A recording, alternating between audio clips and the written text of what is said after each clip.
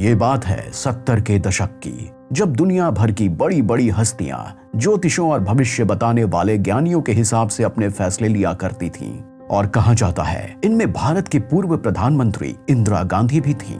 Film Radhe Shyam की कहानी यूं तो एक आयरिश एस्ट्रोलॉजर से इंस्पायर्ड बताई जा रही है, जिनका नाम था कीरो, जिन्होंने अपने ज्योतिष ज्ञान से सभी को चौंका दिया था। लेकिन सच्चाई कुछ और भी है। दरअसल मुझे रिसर्च करने के बाद पता चला कि एक अनजान तमिल ज्योतिष था, जिसने 3 साल के अंदर इंदिरा गांधी के प्रधानमंत्री बनने की भविष्यवाणी पहले ही कर दी थी। बताया जाता है कि इस ज्योतिष की 70 के दशक में कांग्रेस लीडर ललित नारायण मिश्रा के साथ काफी अच्छी जान पहचान थी। क्योंकि इंदिरा गांधी की बचपन से एस्ट्रोलॉजी में दिलचस्पी थी और इस ज्योतिष ने उनके प्रधानमंत्री बनने की भविष्यवाणी की थी, इसलिए इंदिरा गांधी से उनकी मुलाकात भी हो गई। फिर मानो इस अनजान ज्योतिष के तो भाग्य ही खुल गए। पहली भविष्यवाणी सच हो जाने के बाद इस ज्योतिष ने दूसरी भविष्यवाणी की कि इंदिरा 1977 तक सत्ता में मजबूती के साथ बनी रहेंगी। और ये बात 10 मई 1970 के हिंदुस्तान टाइम्स और द स्टेट्समैन जैसे अखबारों में भी छपी। और मजेदार बात यह है कि ये भविष्यवाणी भी सच हो गई। लेकिन ललित नारायण मिश्रा की एक बम धमाके में मृत्यु हो जाने के बाद इस ज्योतिष को भुला दिया गया।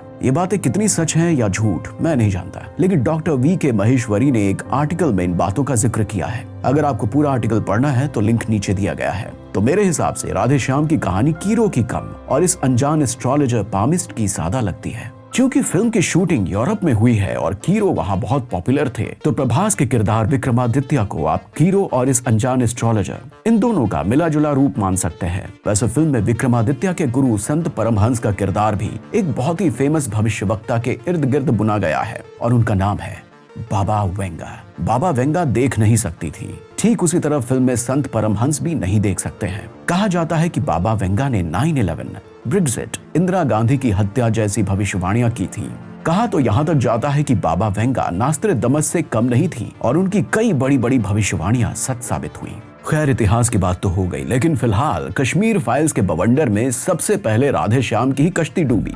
भारत में इस फिल्म का नेट कलेक्शन अब हो गया है लगभग 100 करोड़ के पार और बजट था 350 करोड़। और ये दोनों फिल्में सेम डेट को रिलीज हुई थी, जबकि कश्मीर फाइल्स ने अब तक 180 करोड़ भी कमा लिए हैं और बजट भी बहुत कम था। राधे श्याम के बाद अब बच्चन पांडे की नैया भी डूबती नजर आ रही है, क्योंकि चौथे दिन बच्चन ने सिर्फ 3.3 करोड़ की कमाई की है। लेकिन इस वीडियो में हम बात करेंगे फिल्म राधे श्याम के बारे में कि आखिर ये क्यों नहीं चली। प्रभास की ये बैक टू बैक फ्लॉप है। आई होप कि आदिपुरुष में प्रभास जबरदस्त कमबैक करेंगे, जहां वे भगवान श्री राम के अवतार में नजर आने वाले हैं। राधे श्याम शुरू और खत्म होती है अमिताभ बच्चन के वॉइस ओवर से, जो कि हमेशा की तरह दमदार था। फिर शुरुआत में वैदिक स्कूलों में मंत्र जाप के साथ चलने वाला बैकग्राउंड म्यूजिक और सीन भी इफेक्टिव था। फिल्म की शुरुआत अच्छी लगती है। प्रोडक्शन कॉस्ट पहले फ्रेम से दिखाई पड़ता है। शुरुआती सीन्स देखकर लग रहा था कि प्रभास की फिल्म फिर से कहर बरपाने वाली है और इस बार तो भाग्य का भी साथ मिलने वाला है, क्योंकि प्रेडिक्शन यानी कि भविष्यवाणी के हिसाब से साथ में रिलीज हुई द कश्मीर फाइल्स कुछ खास कमाल नहीं करने वाली थी। लेकिन जैसे जैसे ये फिल्म आगे बढ़ती है, सारी अटकलें, सारी भविष्यवाणियां ट्रेंड पंडित्स के सारे गणित गलत साबित होने को तैयार हो जाते हैं। कहानी बेजान हो जाती है और फिल्म खत्म होने के बाद लगता है कि सिर्फ हमारे साथ ही नहीं,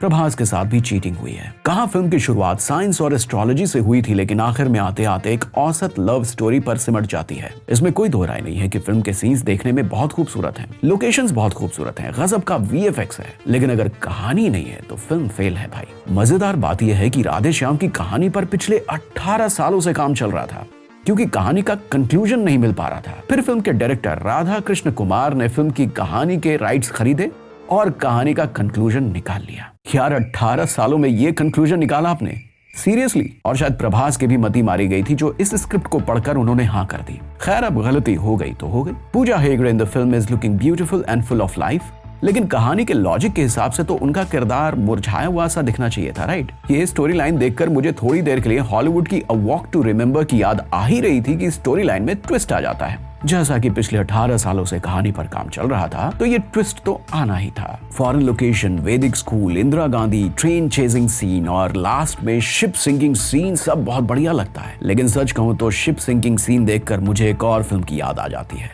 टाइटैनिक नहीं, फाइनल डेस्टिनेशन। जी हाँ, फाइनल डेस्टिनेशन, जहां मौत यानी कि आपकी किस्मत आपको मारने के लिए आपके पीछे पड़ी हुई है लेकिन आपको मौत को मात देनी है। एस्ट्रोलॉजी सिर्फ 99% साइंस नहीं है, ये प्रूव होना है। लेकिन आखिर में कौन जीतता है, किस्मत या कर्म, ये जानने के लिए वेट करें और फिल्म को OTT पर रिलीज होने दें। यहाँ अपना सुपर हीरो ज्योतिष विक्रमादित्य सुनामी तक से फाइट करता है, क्योंकि उसके लिए अपने प्यार तक पहुंचना बहुत अर्जेंट है। एंड गेस व्हाट कि क्या होता है? छोड़ो, गेस मत करना, बहुत ही ज्यादा प्रेडिक्टेबल है। जो आप सोच रहे हैं बिल्कुल वही होता है। फिल्म को क्रिटिक्स ने भी ज्यादातर एवरेज या फिर नेगेटिव रिव्यूज दिए हैं और फिल्म हिंदी बॉक्स ऑफिस में नहीं चल पाई है, बुरी तरह फ्लॉप हो गई है। इसलिए राधे श्याम से हमें ये सीख मिलती है कि भले ही आपका बजट 300 साढ़े 300 करोड़ का हो, भले ही फिल्म में प्रभास जैसे मेगा स्टार हो, भले ही फिल्म देखने में खूबसूरत लगे, लेकिन अगर आपकी कहानी बेजान है, इलॉजिकल है, तो फिल्म टाइटैनिक की तरह डूब जाती है। फिल्म की किस्मत कहानी तय करती है, बजट नहीं। और भाई, फिल्म का नाम राधे श्याम क्यों रखा है? फिल्म की कहानी नहीं, फिल्म का नाम भी लॉजिकल है। प्रभास के किरदार का नाम है विक्रमादित्य